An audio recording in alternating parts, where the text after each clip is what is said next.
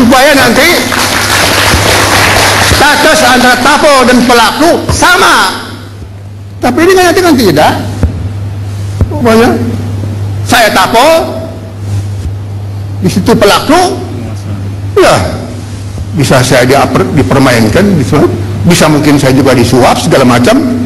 Dan ingat saudara, yang jadi korban ini istri, anak, cucunya. Kalau tadi bilangkan Wakil Presiden tuh 1,8 juta ditambah 3 juta, berarti yang korban itu 5 juta. Masing-masing itu punya keturunan 4 orang, jadi 20 juta. Apa ini? 20 juta akan diperhatikan terus. Marilah kita selesaikan, tapi kita jujur. Jujur, Mali. Kalau ini yang ngajin nasib tuh, saudara sendiri bagaimana? Pak Ali, langsung Pak Ketua Komisi ingin menanggapi. Pak Ali Sadikin dan saudara-saudara, memang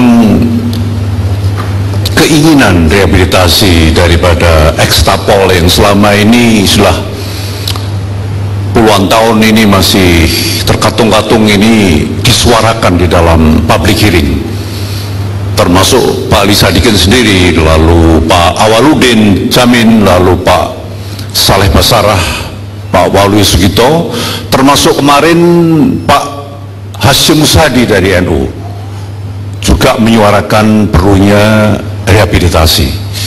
Terus beliau-beliau semua ini melihat bahwa masih ada diskriminasi politik di dalam tubuh bangsa ini, diskriminasi politik terhadap korban. Misalnya yang tertuang di dalam SK Mendagri 81, SK Mendagri 97, Undang-Undang Pemilu dan sebagainya. Ini yang memang disuarakan di dalam public hearing, supaya masalah diskriminasi politik ini diangkat melalui suatu upaya rehabilitasi. Ini memang disuarakan di dalam public hearing. Terima kasih Pak Ali Sadikin.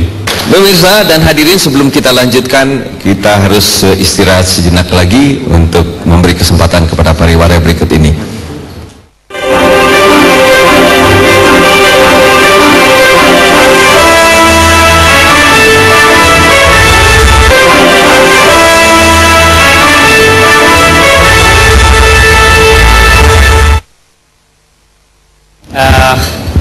Saya menanggapi dialog ini sebagai sesuatu yang penting itu ke depan.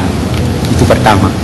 Yang kedua, saya juga menanggapi KKR ini sebagai suatu langkah awal agar supaya kita berhenti berkelahi. Gitu. Sebab sejarah menunjukkan kepada kita, bahkan setelah kita merdeka, kalau tadi mau digarisbawahi apa yang dikatakan oleh Pak Ali Sadikin mengkhianati sejarah, sebenarnya kita mengkhianati diri kita di dalam membangsa dan di dalam merdeka. Apa tujuan kita untuk merdeka?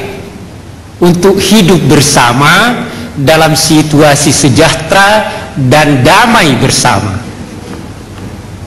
Adakah itu pernah terjadi selama kita merdeka? Kalau kita mau jujur pada diri kita, saya ingin mengatakan bahwa sampai sekarang belum pernah.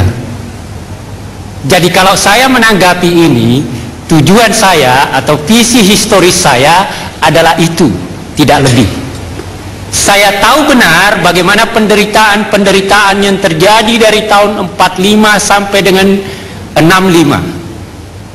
Ada macam-macam gerakan yang mengkhianati sejarah dalam pengertian pengindonesiaan dan merdeka itu tadi. Ada macam-macam gerakan yang menyebabkan kita saling membunuh, mulai dari RMS, DITI, PRRI, Permesta, sampai pada G30S, sampai kepada peristiwa Tanjung Priuk, dan sampai sekarang Aceh masih menderita. Kenapa itu terjadi? Oleh karena kita belum memahami mengapa kita membangsa, dalam arti membangsa Indonesia, dan untuk apa kita merdeka. Nah, sekarang mari kita coba dengan KKR ini. Tidak ada negara atau bangsa negara yang diatur secara otoriter yang tidak merengek pada sejarah. Karena sejarah adalah pegangan dia untuk membenarkan semua tindakan-tindakan kekuasaan dia untuk mempertahankan kekuasaan demi kekuasaan, tidak demi rakyat. Politikus yang berkuasa tidak berkata bahwa politikus dalam pengertian politik itu adalah untuk menciptakan kesejahteraan, tetapi politik adalah demi politik dalam arti kekuasaan demi kekuasaan itu sendiri. Itu persoalan besar yang kita hadapi sekarang.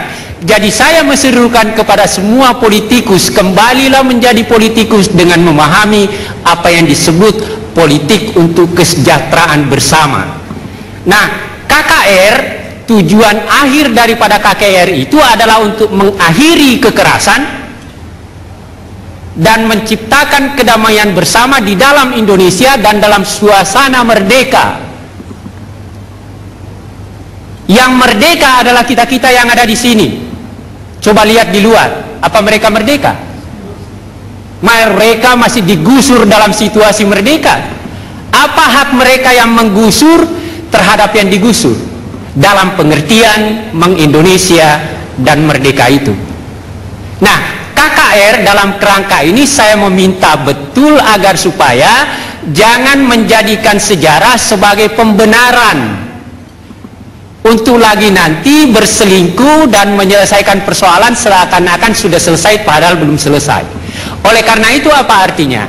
Artinya ialah membuat definisi secara tepat sehingga orang tidak berdebat lagi tentang itu. Misalnya, apa yang Anda maksud dengan kebenaran? Apa yang Anda maksud dengan korban? Dua hal ini berkaitan nanti dengan kompensasi yang akan diberikan kepada yang korban itu. Nah, kalau ini tidak selesai, ya nggak selesai masalahnya, nggak ada gunanya KKR itu. Jadi dalam rancangan undang-undang misalnya, saya meminta betul agar supaya didefinisikan apa yang kita maksud dengan korban. Dan sumber daripada kebenaran itu salah satu diantaranya apa yang dikatakan oleh korban itu. Jangan yang membuat korban yang ditanya. Kalau yang dia membuat korban, tentu saja dia membenarkan dirinya. Walaupun saya tahu si korban juga bisa membenarkan dirinya. Jadi artinya kebenaran dicari adalah kebenaran faktual.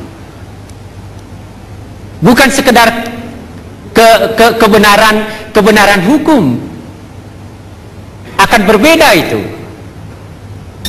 Oleh karena itu di sini pentingnya sejarah dalam pengertian kemampuan untuk mencari kebenaran itu berdasarkan atas fakta-fakta yang benar dan tidak memanipulasi fakta itu.